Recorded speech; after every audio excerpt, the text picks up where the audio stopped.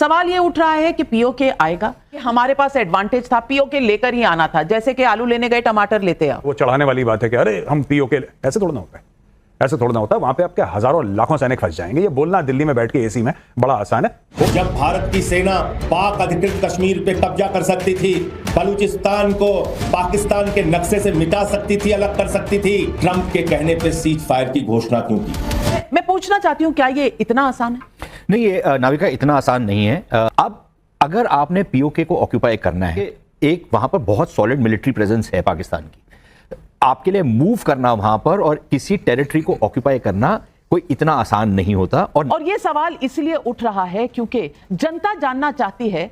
ये सवाल आज हर कोई पूछ रहा है। उसमें ये नहीं था कि हम पाकिस्तान के ऊपर यलगार कर रहे हैं और या पाकिस्तान को ध्वस्त कर देना है, लेकिन उसका सोल्यूशन देखिए, एक तो ये हो सकता है कि आप फुल स्केल वॉर करें और ये काम करें और उसमें आपका भी नुकसान होगा। तो मेरे ख्याल ये हमारे को समझ लेना चाहिए। जो गौरव आर्या, नहीं, ये जो एक्सपेक्टेशन है कि पीओके लेना है, हम लोग कर रहे थे, पीओके ले लेते। पीओके में सिर्फ पाकिस्तानी फौज नहीं है, पीओके में पीएलए भी है, नंगे वहां पे चाइनीज आर्मी भी है।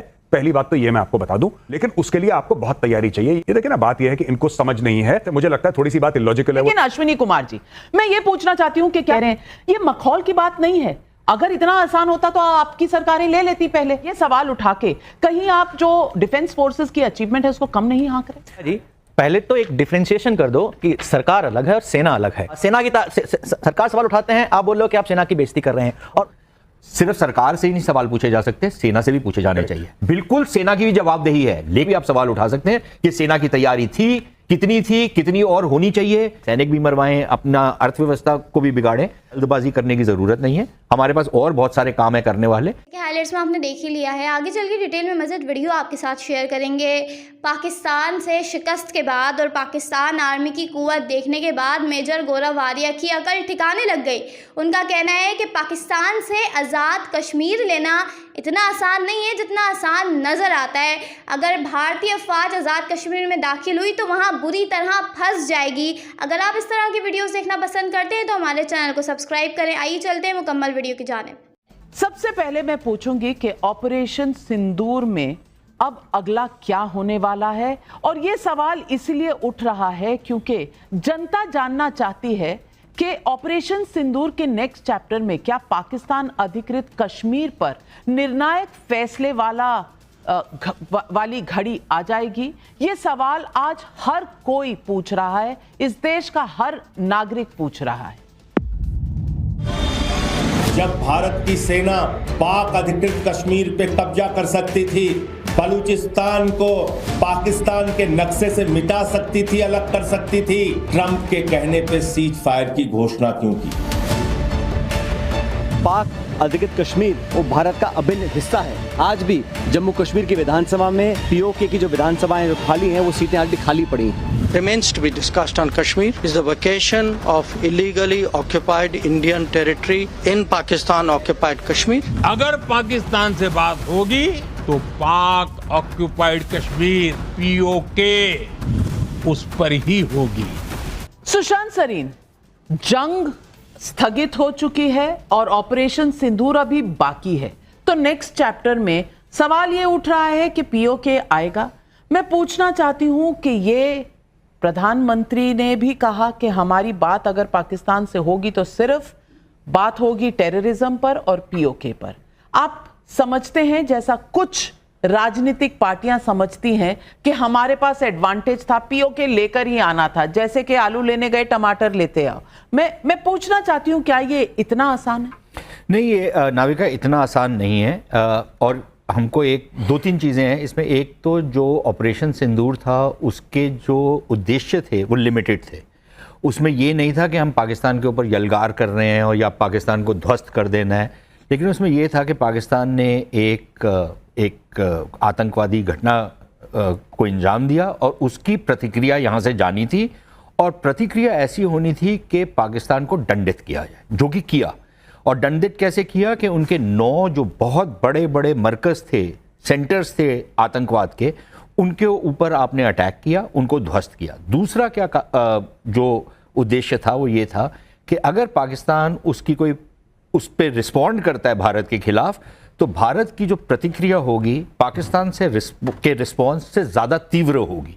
और जो 3 दिन में जो आदान प्रदान हुआ पाकिस्तान और भारत के बीच में, वो मेरे ख्याल एस्टैब्लिश हो गया कि 10 तारीख को जिस तरीके से वहाँ पर जो कुछ हुआ, उनके एयर बेसिस को डिस्ट्रॉय किया, एयर डिफेंस सारा सिस्टम उनका डिस्ट्रॉय किया, इतना उद्देश्य था।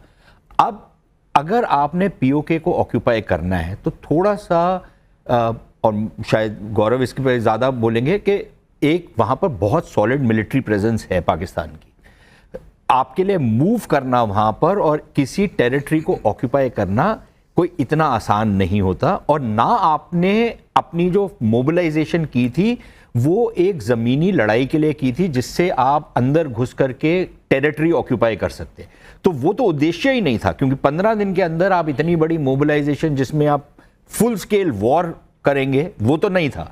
और हम फुल स्केल वॉर इसलिए नहीं चाहते थे क्योंकि एक एंडलेस वॉर में हम फंसना नहीं चाहते, पहली बात। दूसरी चीज़ ये कि पीओके का जो भारत का जो उद्देश्य है, और ये सिर्फ भाजपा का नहीं है, तमाम जो यहाँ पर सरकारें रही हैं उन्होंने यही उद्देश्य रखा है कि पाकिस्तान के साथ कश्मीर के ऊपर अगर कोई बातचीत होगी तो उसका एक ही केंद्र बिंदु है, और वो है कि पीओके पे आपका जो अवैध कब्जा है उसको आप कब छोड़ेंगे। ये हम राजनीतिक और कूटनीतिक तरीके से करना चाहते हैं। और उसका सल्यूशन देखिए, एक तो ये हो सकता है कि आप फुल स्केल वॉर करें और ये काम करें और उसमें आपका भी नुकसान होगा, तो मेरे ख्याल ये हमारे को समझ लेना चाहिए। दूसरा तरीका ये है कि आप दुश्मन को इतना कमज़ोर करें कि जो फल आपकी टोकरी में गिर रहा था वो बहुत ज़्यादा आसानी से गिर जाए, बनस्बत इसके कि आप अपने सैनिक भी मरवाएं, अपना अर्थव्यवस्था को भी बिगाड़ें। तो उद्देश्य वो है अभी भी कि पीओके का भारत में वापस आना अनिवार्य है, लेकिन उसके लिए हमारे को कोई जल्दबाजी करने की ज़रूरत नहीं है। हमारे पास और बहुत सारे काम है करने वाले, हम वो करेंगे, पाकिस्तान को कमज़ोर करेंगे, जो कि अब ऑपरेशन सिंदूर का जो कंटिन्यूइंग पार्ट है जिसमें इंडस वाटर्स ट्रीटी है और बहुत सारी चीजें हम कर रहे हैं। जो गौरव आर्या, क्या एक्सपेक्टेशंस बढ़ गई हैं? क्योंकि लेकिन हमारी सेना की ये विक्ट्री है, इसमें कहीं दो राय नहीं है, लेकिन क्या अब भारतीयों का और खास करके जो हमारी विपक्षी पार्टियों का ये दिल मांगे मोर हो गया है? ये वैसा समय आ गया है? धन्यवाद बहुत बहुत बुलाने के लिए नाविका। नहीं, ये जो एक्सपेक्टेशन है कि पीओके लेना है, ये तो देश के पार्लियामेंट में भी है। 1994 में रेजोल्यूशन पास हुआ था। तो ये कहना कि पीओके भारत को लेना है, ये तो कोई गलत बात नहीं है, ये तो एक बात है जो है, पार्लियामेंट में है तो फिर सबके लिए है। लेकिन इशू ये है कि ये वाली जो लड़ाई थी, इसमें जो प्यूनिटिव एक्शंस लिए गए, जो डिस्प्रोपोर्शनेट और विजिबल एक्शन लिए गए, उनका एक खास मकसद था। This was essentially an anti terrorist operation, एक तरीके से हम कह सकते हैं। ये वॉर नहीं था। तो जो लोग कह रहे हैं कि हम लोग कर रहे थे पीओके ले लेते, पीओके में सिर्फ पाकिस्तानी फौज नहीं है, पीओके में पीएलए भी है, चाइनीज आर्मी भी है पीओके में। उसका कारण यह है कि सीपैक गिलगिट बाल्टिस्तान से होकर आती है। ये पूरा एरिया, हम लोग पीओके बोल के हम गिलगिट को भूल जाते हैं, वो भी भारत का अभिन्न अंग है। वहां पे चाइनीज आर्मी भी है। पहली बात तो ये मैं आपको बता दूं, वो भी होगा, लेकिन उसके लिए आपको बहुत तैयारी चाहिए। ये 10, 12, 13 दिन की तैयारी में, ये देखिए ना, बात यह है कि इनको समझ नहीं है, या फिर ये सरकार को घेरे हैं, इनका काम है। मैं तो पॉलिटिशियन नहीं हूं, मैं कोई किसी कांग्रेस बीजेपी का तो नहीं हूं, तो मुझे इनका कोई आइडिया नहीं है क्या बोलते हैं, क्यों बोलते हैं। पर जो वो कौन से आम आदमी पार्टी के थे, आई थिंक कोई लीडर थे, जी माफ कीजिएगा, वो कह रहे थे, मुझे लगता है थोड़ी सी बात इलॉजिकल है, वो चढ़ाने वाली बात है कि अरे हम पीओके, ऐसे थोड़ा ना होता है, ऐसे थोड़ा ना होता है। वहां पे आपके हजारों लाखों सैनिक फंस जाएंगे। ये बोलना दिल्ली में बैठ के एसी में बड़ा आसान है, हो सकता है, लेकिन अभी वो मौका नहीं है।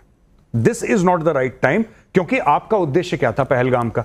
आपने ये बोला कि पहलगाम में हो गया है आपका, पहलगाम एक बहुत बड़ा आतंकी हमला हो गया है, अब आपको हिट बैक करना है पाकिस्तान को, आतंकी। और आपने लेकिन अश्विनी कुमार जी, मैं ये पूछना चाहती हूं कि क्या विपक्षी पार्टियां सिर्फ एक मखौल के तरीके से इस बात को कहती हैं? सचिन पायलट कह रहे हैं, संजय सिंह आम आदमी पार्टी से कह रहे हैं, ये मखौल की बात नहीं है। अगर इतना आसान होता तो आपकी सरकारें ले लेती पहले। लेकिन इस वक्त जब पाकिस्तान को नीचे दिखाया गया है, ये सवाल उठा के कहीं आप जो डिफेंस फोर्सेस की अचीवमेंट है उसको कम नहीं आंक रहे?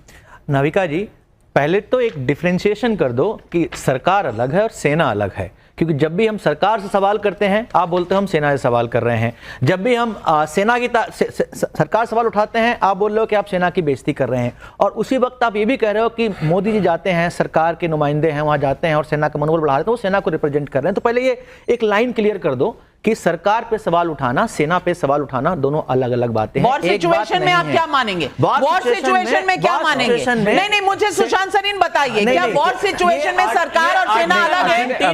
इस वक्त क्यों? तो डिक्लेयर कर दीजिए कि इमरजेंसी चल रही है, आपका आर्टिकल 19 एग्जिस्ट नहीं करता। आपने सवाल उठाया, उसका जवाब सुन लीजिए। मैं बिल्कुल मैं तो यहां तक आपसे डिसएग्री भी करता हूं। सिर्फ सरकार से ही नहीं सवाल पूछे जा सकते, सेना से भी पूछे जाने चाहिए। भारत एक डेमोक्रेसी है। डेमोक्रेसी हम पाकिस्तान नहीं है जहां पर सेना से कोई सवाल नहीं पूछता। बिल्कुल सेना की भी जवाबदेही है, लेकिन सरकार और सेना को आप अलग भी मत करिए। सेना से आप डायरेक्टली नहीं पूछ सकते क्योंकि हमारी कुछ मर्यादाएं हैं। आप सरकार से, सेना के ऊपर भी आप सवाल उठा सकते हैं कि सेना की तैयारी थी, कितनी और होनी चाहिए। सिर्फ आलोचना करने के लिए मत पूछिए सवाल, सेना की बेहतरी के लिए भी आप पूछ सकते हैं। अनफॉर्चुनेटली यहां पर अक्सर जो सवाल पूछे जाते हैं आलोचना के लिए नहीं सरीन, ये गलत इल्जाम है। आगे भी बढ़ना, एक सवाल नहीं है, चैप्टर कई हैं। ऑपरेशन सिंदूर में पाकिस्तान पर भारत के एक्शन की सबसे बड़ी बाधा चीन और तुर्की बने, इसलिए भारत में दोनों देशों के खिलाफ बहुत गुस्सा है। तो क्या ऑपरेशन सिंदूर के नेक्स्ट चैप्टर में चीन तुर्की से आर पार होगा? पहला सवाल हम इसलिए पूछ रहे हैं क्योंकि एक देश की राय है। देश की राय क्या है, खुद देखिए। हम पाकिस्तान, तुर्की और चाइना के खिलाफ भी बॉयकॉट करेंगे। इसके खिलाफ हमें भी कोई सख्त कदम उठाना पड़ेगा। कांग्रेस इसलिए बौखला रहा है कि वो कुछ कर नहीं पा रहा है। टर्की बॉयकॉट, टर्की के बॉयकॉट पे सर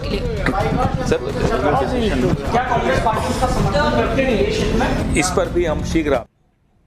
प्रदीप भंडारी जी, सवाल आपसे है, ये टर्की के बॉयकॉट पर देश ने अपना मन बना लिया है।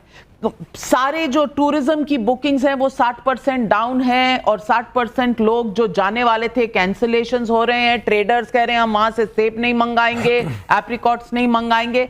सवाल है कि जनता में रोष है, लेकिन आपने कल एक कंपनी का कॉन्ट्रैक्ट या सिक्योरिटी क्लियरेंस कैंसिल की। क्या ये बात क्योंकि गर्मा गर्मी में है तो यही रुक जाएगी? क्योंकि 2 साल पहले तक तो आप ऑपरेशन दोस्त कर रहे थे तुर्की के साथ।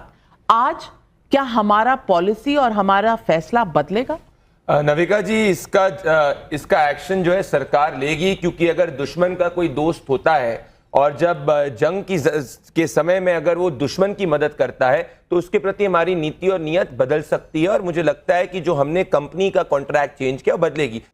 जैसे कि आपने देखा इस वीडियो में, अगर आप भारतीय मीडिया का रिएक्शन देखना और सुनना पसंद करते हैं पाकिस्तान पॉलिटिक्स और पाकिस्तान के हवाले से, तो इस चैनल को लाजमी सब्सक्राइब कर लें, बेल आइकन पे क्लिक कर लें, ताकि जैसे ही कोई नई वीडियो आए आपके पास फौरन नोटिफिकेशन आ सके और आप वीडियो देख सकें।